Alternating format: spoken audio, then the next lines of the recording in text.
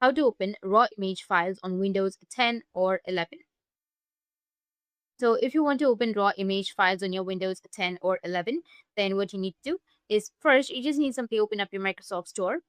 Now you need to go with your search, which will be in the top. Now in here, I want you to go ahead and type in something related to raw.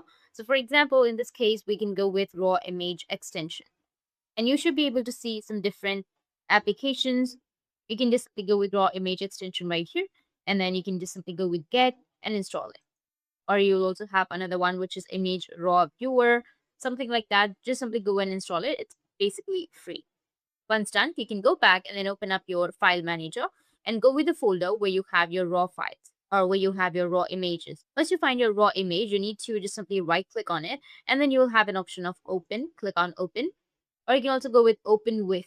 And here you will have all of the applications. Like you can also use photos. You can click on photos and it will open the raw image file. Or you can also go with the application or the extension that we've just downloaded, which is this one, raw image extension. If you've downloaded this, then you will find the option right here under your open with section and you can click on it and it will be opened.